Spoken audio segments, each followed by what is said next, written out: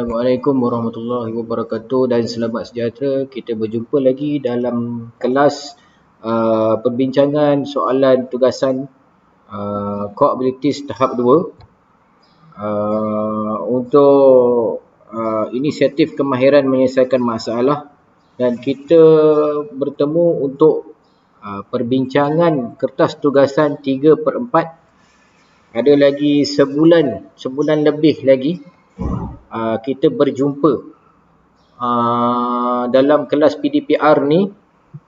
Sebelum kita berjumpa untuk kelas bersemuka, cikgu berharap supaya kita dapat selesaikan core abilities ni sebelum kita naik ke sekolah, bergantung kepada bahan yang cikgu beri, dan juga salah satunya bergantung kepada kerjasama yang korang sebagai pelajar 5 PU 2021 berikan juga.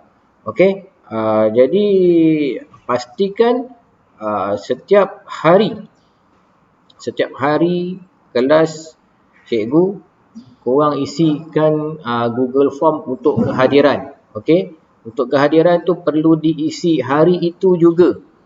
Untuk tugasan ni cikgu bertindak fleksibel, di mana korang boleh buat bila-bila masa yang korang perlukan, dan pada naik sekolah nanti korang kena hantar segala-gala modul yang cikgu berikan pada korang sebelum ni yang dalam bentuk fail. Bagi pelajar yang belum mengambil modul, sila berbuat demikian dan berhubung dengan cikgu secara personal.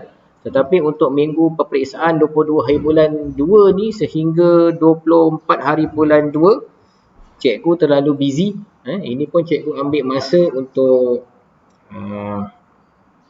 cikgu ambil masa sedikit dalam sedang bertugas ni untuk jaga peperiksaan SPM, ambil masa untuk buat kelas PDPR dengan korang semua. Okey, tanpa melengahkan masa lagi, pada siapa yang tengok video ini, pastikan kertas tugasan modul 2 tugasan 3 daripada 4 telah disediakan, dan kita guide, kita semak semula tugasan yang telah korang buat secara kendiri. Okey, kita tengok arahan dia. Pelatih hendaklah menjawab semua soalan dan dibenarkan merujuk kertas penerangan Z0092/2015 M02 P3/4. Okey, kalau M02 P3/4, tugasan dia mesti M02/T3/4, warna pink. Okey, kertas penerangan nak tengok di mana? Kertas penerangan tengok pada buku yang cikgu berikan pada korang masing-masing masa ambil modul. Okey, soalan pertama. Pilih 3 peringkat atau langkah dalam penyelesaian masalah. Okey, pilih 3 peringkat atau langkah dalam menyelesaikan masalah. Okey, tengok. Pilihan jawapan yang pertama ialah mengenal pasti masalah. Yang kedua, membuat keputusan. Yang ketiga, memantau atau mencari maklum balas. Dan keempat, membiarkan dengan masalah dan meneruskan kerja. Kalau kita tengok, jawapan yang paling negatif apa? Yang keempat, membiarkan dengan masalah dan meneruskan kerja. Jadi dah nampak kat sini terang-terang jawapan, pilihan jawapan yang ada, yang tak ada nombor 4. Okey. Jadi jawapan dia ialah A. Okey. Okey, soalan seterusnya kita kena go through. Okey. Okey, sebelum cikgu meneruskan perbincangan ni, pada siapa-siapa yang menonton YouTube ini, yang nak berehat sekejap ke, nak berhenti seketika ke, boleh. Janji kerja yang cikgu berikan perlu disiapkan. Okey, kertas tugasan ni sangat penting. Sebab nanti, masa penilaian akhir, semasa semakan portfolio, kemungkinan dia boleh cek. Dia nak tengok sama ada betul atau tidak kita cikgu-cikgu ni mengajar korang. Okey, teruskan pada soalan nombor 2. Dalam penyelesaian masalah, peringkat yang melibatkan tempoh pencerapan, pemeriksaan yang teliti, pencarian fakta dan pembangunan gambaran yang jelas tentang masalah dipanggil apa? Okey, ini korang kena semak pada kertas penerangan. Kena cari dekat mana yang dikatakan tempoh dalam penyelesaian masalah peringkat yang melibatkan tempoh pencerapan, pemeriksaan teliti, pencarian fakta dan pembangunan gambaran. Apa? Kat mana? Apa dia? Sama ada mengenal pasti masalah, menyusun masalah, penstrukturan masalah atau pemantauan atau pencarian maklum balas. Cuba kita tengok apa jawapannya. Jawapan ialah penstrukturan masalah. Okey. Kita pergi ke soalan ketiga. Dalam organisasi, orang yang berlainan mempunyai kepakaran yang berbeza di tempat yang berbeza dan ia adalah berguna. Oleh itu, sebelum keputusan muktamad dibuat, ia akan menjadi yang terbaik untuk apa dia? Sama ada abaikan semua cadangan yang kurang bijak, B. mendapatkan kata akhir daripada bos, C. hanya menerima idea yang paling bijak, D. mendengar pandangan setiap pihak yang berkaitan. Okay? Sebelum keputusan muktamad dibuat, sebelum keputusan muktamad dibuat, ia akan menjadi yang terbaik untuk apa kita nak buat dulu sebelum keputusan muktamad dibuat. Adakah kita nak abaikan cadangan yang kurang bijak? Dalam perbincangan, kita kena raikan cadangan-cadangan orang lain walaupun kurang bijak. Itu dah negatif. Itu dah negatif.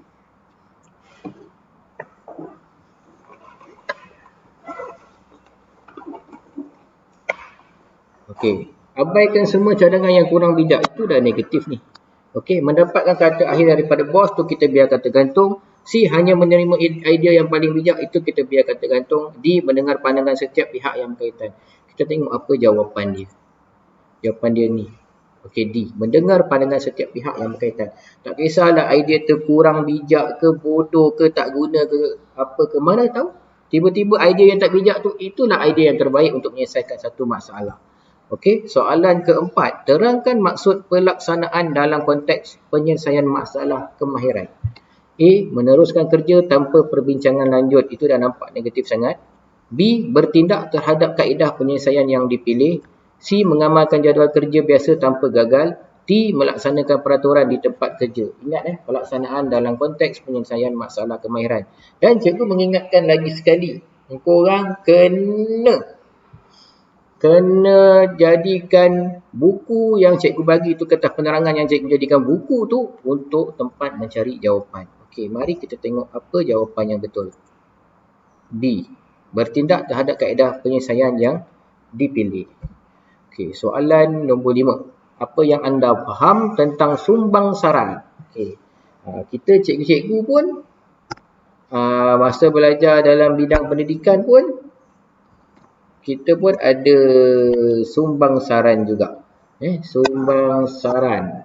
Okey, pelajar yang bijak dalam kelas. Adakah pelajar yang bijak dalam kelas? Okey, ini dah negatif sangat. B. Proses temuduga pengambilan kaki tangan. Itu kita panggil temuduga, interview. C. Proses pengumpulan maklumat di tempat kerja. Adakah proses pengumpulan maklumat di tempat kerja? Dan D. Teknik yang biasa digunakan untuk menjana dan menyusun idea untuk perbincangan. Sumbang saran ni dia melibatkan perbincangan dalam kumpulan. Okey, jadi jawapan dia, mari kita tengok jawapan apa? Jawapan dia ialah D. Soalan ke-6. Apakah yang anda faham daripada penyuburan yang bersilang antara satu sama lain dalam sumbang saran? Okey, A. Melawan idea dan cadangan orang lain. B. Mengambil semua idea dan cadangan tanpa perbincangan lanjut. C. Membincangkan secara terperinci semua idea dan cadangan oleh ahli kumpulan. D. Setiap orang harus melihat cadangan yang lain dan melihat jika ia mencetuskan idea baru dan mereka memasukkan juga idea yang lain. Kalau kita nak teka ni, kita dah boleh teka dah. Jawapan yang panjang tu dan dia rasional. Kemungkinan itu jawapan dia. Mari kita tengok betul atau tidak. Ya, jawapan dia ialah D. Setiap orang harus melihat cadangan yang lain dan melihat jika ia mencetuskan idea baru dan mereka memasukkan juga idea yang lain. Okey. Ada satu idea tu dikembangkan dan idea tu dikukuhkan dengan satu idea yang lain. Itu yang dikatakan penyuburan yang bersilang. Okey. Soalan ke-7. Pilih peraturan sumbang saran. Sumbang saran ni apa tadi kita cakap? Ialah perbincangan. Okay. Mengeluarkan idea sepasti yang mungkin. 2. Tiada sama sekali kritikan terhadap cadangan atau personaliti. 3. Menjana daya momentum kreatif dalam melontarkan idea. 4. Semua idea perlu digalakkan tanpa menghiraukan ketidakrelevanannya. Okey, mari kita tengok. Apakah yang kita nampak yang boleh buang di situ? Okey. Kalau kita tengok, yang boleh dibuang ialah mengeluarkan idea sepasti mungkin. Kita keluarkan idea, tapi kita tak boleh katakan idea kita ni pasti kena buat. Sebab kita berbincang. Jadi, satu dah buang, mana jawapan yang tak ada satu tu tak boleh diterima. Jawapan dia ialah D. Okey, soalan ke-8. Pada mulanya, kami mula berfikir tentang penyelesaian yang mungkin kepada masalah yang dikenal pasti. Dalam situasi kumpulan, peringkat ini sering dijalankan sebagai A. Sesi permulaan, B. Sesi pembukaan, C. Permulaan acara dan D. Sesi sumbangsara. Okey, kalau kita tengok semula soalan dia. Pada mulanya kami mula berfikir tentang penyelesaian yang mungkin kepada masalah yang dikenal pasti. Dalam situasi kumpulan, peringkat ini sering dijalankan sebagai D. Jawapannya ialah sumbangsaran. Sebab kita tengah bincangkan pasal sumbangsaran ni dalam situasi kumpulan. Okey, mesti ada berbincang. Kalau seorang-seorang kita panggil berbincang. Itu kita panggil berfikir atau berangan. Soalan ke-9. Pada peringkat penyelesaian masalah yang mana penyelesaian terbaik untuk pelaksanaan dipilih? Apa jawapan dia? Agak-agak pun dah boleh nampak. Pembuatan keputusan. Okey, pembuatan keputusan. Soalan ke-10. Peringkat ini melibatkan penerimaan dan pelaksanaan tindakan yang dipilih.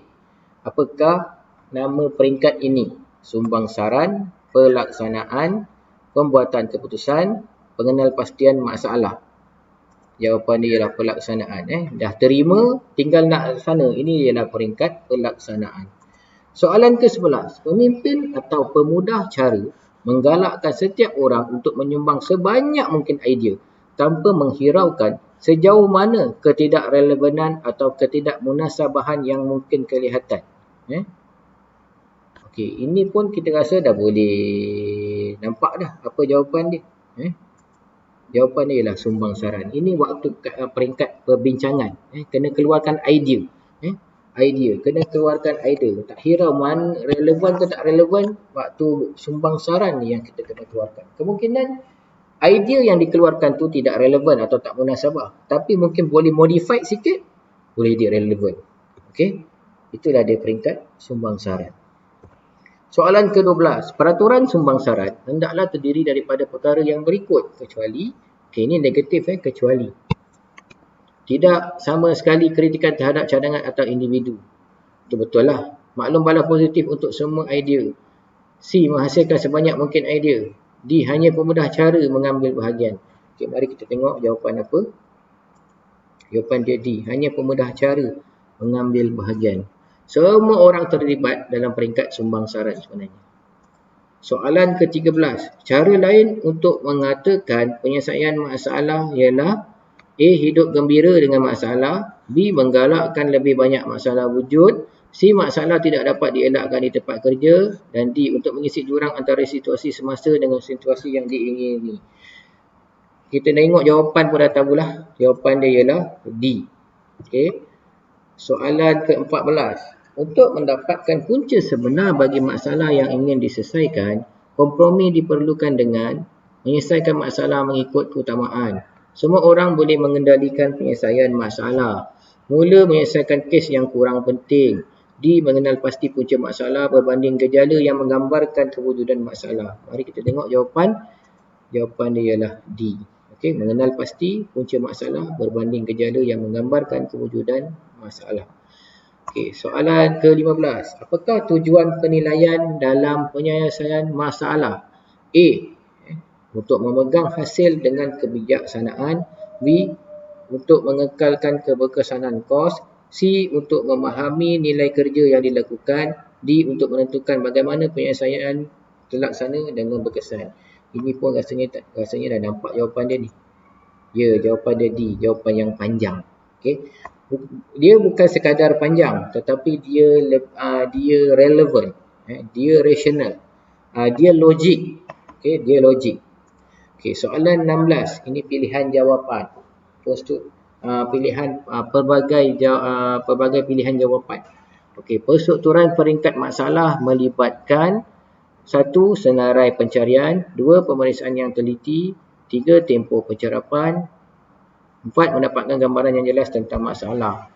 Okey, mana satu yang kita nampak negatif? Senarai pencarian. Jadi jawapan untuk soalan 16, 2, 3 dan 4. Okey. Kita tengok jawapan 2, 3 dan 4. Okey, betul. Soalan ke-17. Menjana penyelesaian alternatif ketika menyelesaikan masalah bermaksud 1. Memilih salah satu yang berkaitan dengan majikan. 2. Mengintegrasikan semua aspek penyelesaian yang dijana sebelum ini. 3. Kata sepakat secara berkumpulan dalam menentukan ketetapan yang tidak mendapat sokongan. 4. Ahli kumpulan yang lain boleh menawarkan rasional terhadap idea yang tidak disokong. Okay, kita tengok. Okey, 1 ditolak. Jawapan dia ialah 2, 3 dan 4. Jadi jawapan dia ialah D. Soalan ke-18. Penyelesaian masalah melalui perjanjian penyelesaian yang terbaik memerlukan. Ini panjang-panjang ni. Jadi kita kena cari satu yang negatif. Penyelesaian masalah melalui perjanjian penyelesaian terbaik memerlukan 1. Kumpulan mempunyai beberapa peraturan asas untuk membuat keputusan seperti kata sepakat atau undi minoriti. 2. Jika kumpulan menghadapi kesukaran untuk mencapai kata sepakat, ahli atau pemeracara perlu menjelaskan bidang tertentu yang tidak dipersetujui dan kemudian mengenal pasti cara untuk mengintegrasikan minat yang sama ke arah penyelesaian. Yang ketiga, keempat, baca nanti. Cari dalam kertas penerangan. Cikgu nak baca satu-satu kelabur. Jadi jawapan nombor 1 telah ditolak. Jadi dah nampaklah jawapan yang tak ada nombor 1 tu lah jawapan yang betul. Jadi jawapannya ialah D. Soalan 19. Apakah perkara penting yang perlu dipertimbangkan semasa merancang tindakan untuk mendapatkan hasil yang diharapkan? Apakah yang perlu dikenal pasti? Siapakah yang bertanggungjawab untuk setiap langkah? Bilakah akan dilakukan? Bagaimanakah setiap langkah akan dilaksanakan? Jawapan nombor 1 ditolak. Jadi jawapan dia ialah D. Banyak soalan jawapan dia D. Okey, soalan 20. Sebelum kumpulan yang efektif mempertimbangkan penyelesaian, melaksanakan keputusan dan menilai sejauh mana penyelesaian berjaya, mereka mesti memastikan, kita tengok, mengeluarkan semua idea yang tidak munasabah. Okey, 2, 3 dan 4. Jadi jawapan dia juga ialah D. Soalan tamat. Dan terima kasih kerana mengikuti perbincangan ini. Terima kasih kerana memberi kerjasama. Terima kasih kerana mengisi kehadiran pada hari-hari yang telah ditentukan. Terima kasih memberi respon dan sebagainya berkaitan dengan kehadiran, berkaitan dengan kelas dan sebagainya. Cikgu cuba yang terbaik. Bukan saja yang terbaik, cikgu cuba mendapatkan kaedah yang optimum untuk mengajar korang secara PDPR. Sebab platformnya, sebab satunya device masing-masing tak sama. Kalau semua sama Samsung Galaxy A21 ke A50 ke Oppo 5G ke, tak kisah. Ini device peranti pun berbeza. Jadi cikgu cuba cari penyelesaian optimum untuk mengajar korang dan menyampaikan maklumat pada korang. Okey, kita berhenti setakat ini dan semoga kita dapat berjumpa pada 4 hari bulan 4 masa naik sekolah, dan kita kena bersedia untuk tambah waktu belajar sampai petang untuk kelas tambahan, untuk top up segala masa-masa yang telah kita tertinggal sebelum ni. Ingat kita ada banyak lagi tajuk yang belum dipelajari. CU03 tak selesai lagi, CU02 refrigerant handling tak selesai lagi, CU4 dan CU5. Jadi semoga korang stay safe, stay strong dan pastikan mengikuti kelas cikgu yang akan datang. Terima kasih. Selamat melaksanakan tugasan-tugasan yang telah diberikan.